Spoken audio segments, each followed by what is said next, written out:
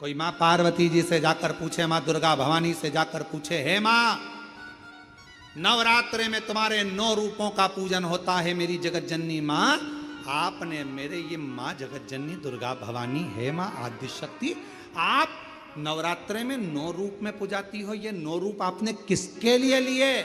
तो मेरी शेरा वाली माँ बोलेगी, मेरी वैष्णव माँ बोलेगी, मेरी ज्वाला माँ बोलेगी, ये 9 रूप मैंने अपने भक्तों के कल्याण के लिए लिया है। भक्तों के कभी सती कभी उमा कभी पार्वती, कभी सती कभी उमा कभी पार्वती, भोले बाबा बने गोरा के पति, शंभू बाबा बने गोरा के पति, मेरे बाबा बने गोरा के पति। सती मैया के जब प्राण चले गए, शरीर छूट गया, शिवजी अखंड समाधि में लग गए, समाधि को कामदेव ने तोड़ दिया।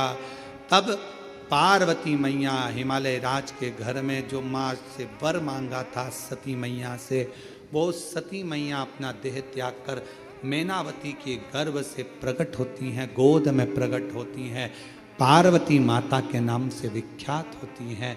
और वो पार्वती मैया का विवाह देव अधिदेव महादेव जी के साथ में हो रहा है। जो हमने कहा ये कहाँ से हो गया? मंत्र की प्रधानता है, व्यक्ति की नहीं। श्री शिवाय नमस्तुभ्यम बोलने वाले के चेहरे का मात्र दर्शन करो, तुम्हारे पाप धुल जाएं, तुम्हारे कष्ट कट जाएं और तुम्हारी जिंदगी खुशियों से भर जाए, खुशियों से।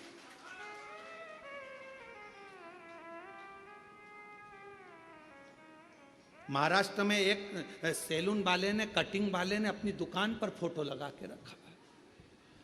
हमको सूचना मिली, हमने उसका नंबर सैलून की दुकान पे से निकलवा कर फोन करवाया कि गुरुजी के तो बाल ही नहीं है, तो फिर फोटो क्यों लगाया?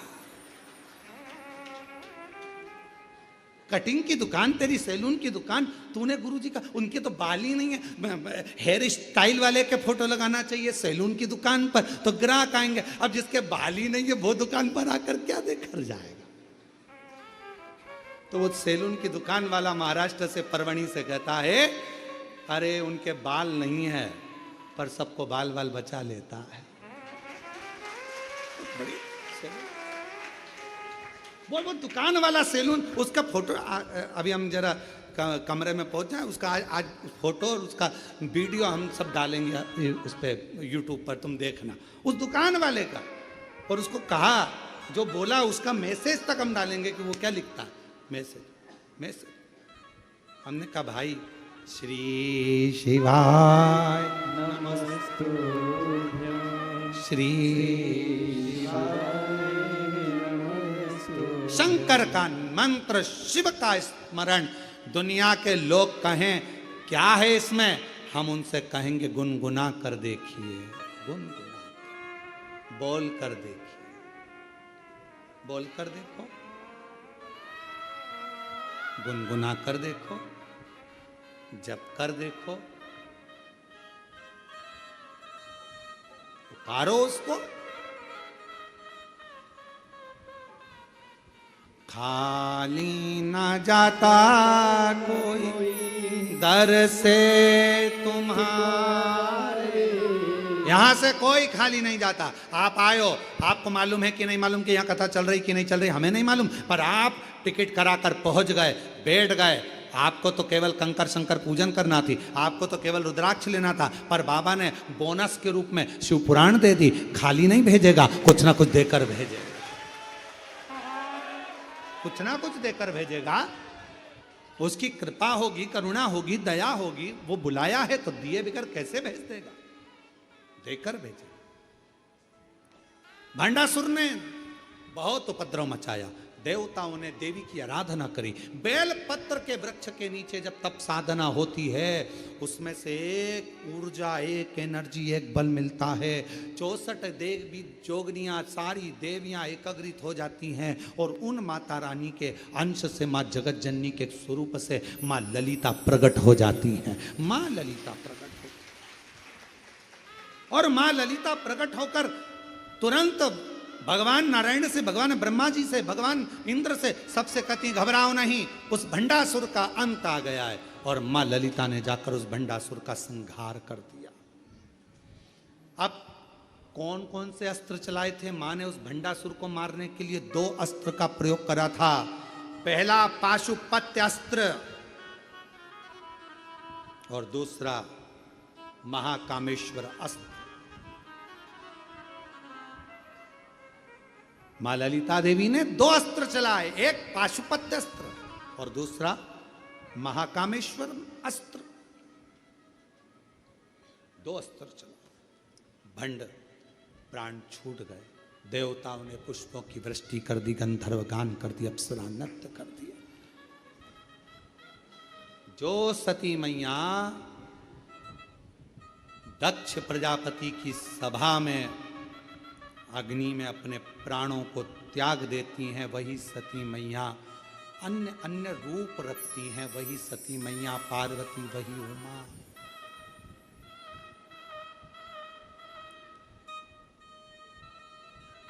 कभी कभी सती, कभी उमा, कभी पार्वती, कभी सती, कभी उमा, कभी पार्वती। शिव शंकर बने गोरा के पति, शिव शंकर बने गोरा के पति। कभी सती, कभी उमा, कभी पार्वती। भोले बाबा बने गोरा के पति, मेरे बाबा बने गोरा के पति।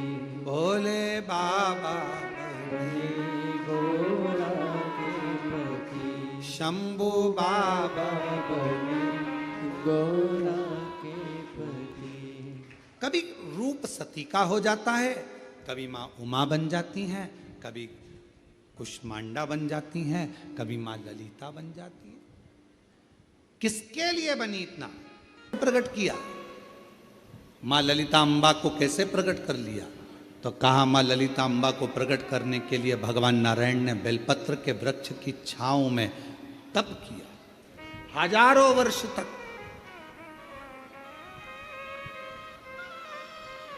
ब्रह्मा जी ने साधना करी हजारों वर्ष तक बेलपत्र के वृक्ष की छांव में।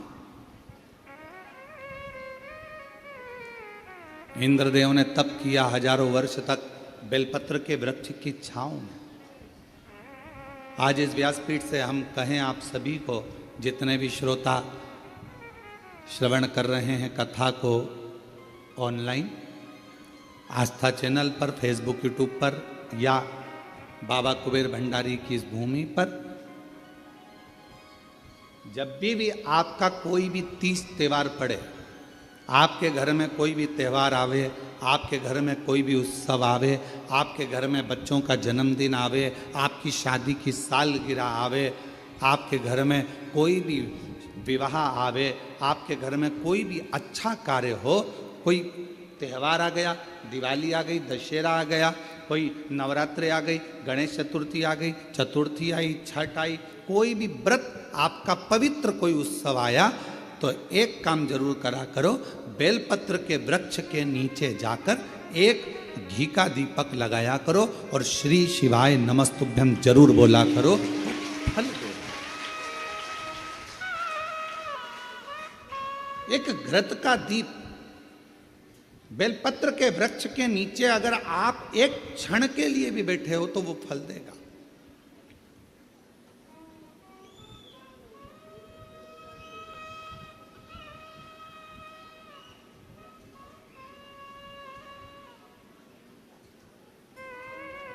कितने ये सामने जो बगीची दिखती है आपको, जो अभी बन रही है, उसमें कई मेरी माताओं ने, कई मेरी जीजियों ने, उसमें अगर कोई बांस लगा है या कचरा पड़ा है तो माताएं उसको साफ कर देती हैं और बेलपत्र के पौधे को वहाँ रखी है। बेलपत्र के पौधे को उन्होंने वहाँ लगाया है। और कई माता ऐसी आती है कि वो बेलपत्र, इतने सारे बेलपत्र के पौधे लगे हैं और माताएं उस बेलपत्र के पौधे में कोई कचरा है, कोई दुर्वा लगी है, कोई घास लगा है, कोई बेकार पौधा लगा है, तो उसको साफ कर देती हैं और उसमें जल डालकर उसकी परिक्रमा कर कर चली जाती हैं।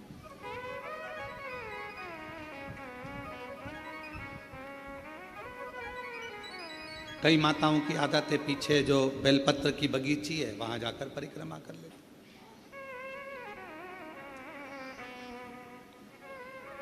एक बेलपत्र के वृक्ष के अंदर 68 करोड़ तीर्थ विराजमान है और वह 68 करोड़ तीर्थ का फल हम जब भगवान शंकर यहां तक कहा, कई लोगों की आदत रहती है पहले जल चढ़ाने से पहले शंकर भगवान के शिवलिंग पर अगर बेलपत्र रखी है तो उसको हटा देते हैं। शिव महापुराण की कथा कर रही है, अगर शिवलिंग के ऊपर बेलपत्र चढ़ी हुई है, चढ़े रहने दो, फूल हैं, आप उसको हटा सकते हो, मना नहीं। शिव जी का अभिषेक करने से पहले, भगवान शंकर को जल चढ़ाने से पहले, जब आप घर में कोई अनुष्ठान कर रहे हो, शिव जी का अभिषेक कर रहे हो, शंकर भगवान का कोई साधना कर रहे हो, शिव अभिषेक कर रहे हो, तो सबसे पहले शिवलिंग पर एक बेलपत्र का होना जरूरी है, फिर जल चढ़ाओ। क्यों? आपके पास, हमारे पास इतनी जो शास्त्रों में वर्णन किया गया, गंगा, यमुना, सरस्वती, कावेरी, मंदाकिनी, क्षिप्रा, नर्मदा आदि की जितनी भी पवित्र नदियां हैं, सरयू आदि की जितनी पवित्र नदियां हैं, इतनी नदियों का, इतने सरोवर का, इतने कुंड का जल हमारे पास नहीं है। हमारे पास इतना जल नहीं है। हो सकता है आपके पास हो, पर हमारे पास नहीं। 26,000 नदियां भारत की भूमि पर अविरल बहती हैं। पवित्र नदियां 26,000 नदियां बहती हैं। अब मुझे तो नहीं लगता कि 26,000 नदियों का जल तुम्हारे घर पर होगा।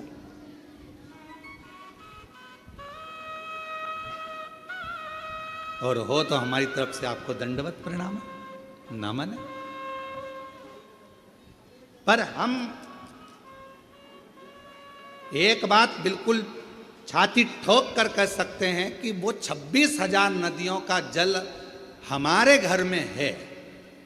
कैसे? हम शिव जी पर एक बेलपत्र चढ़ाकर जल चढ़ाते हैं और वो जल लेकर आते हैं, तो वो जल 26,000 नदियों के जल के बराबर हो जाता है।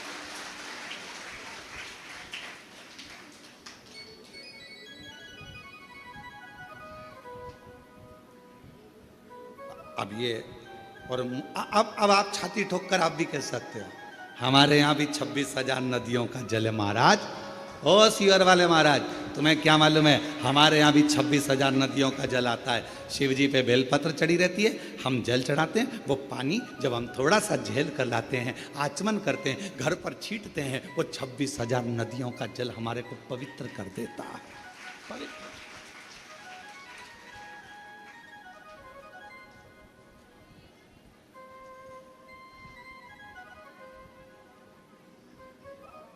अब ये आपके ऊपर निर्भर करता है कि आप किस तरह से समझें उसको।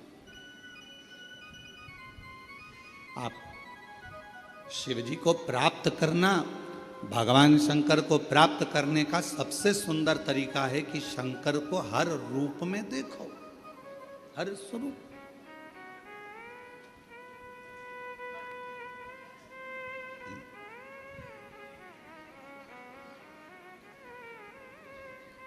16 श्राद्ध में 16 दिन पुरखों को, पूर्वजों को, पितरों को खीर पूड़ी खिलाई। नवरात्रे में 9 दिन छोटी छोटी कन्याओं को खीर पूड़ी हलवा खिलाया। ठीक है? और मान लो घर में कोई बुजुर्ग बैठा हुआ है, घर में कोई बूढ़ी माँ बैठी है, घर में बूढ़ा बाप बैठा है, और हम उसको कुछ ना दें, तो वो श्रेष्ठता का।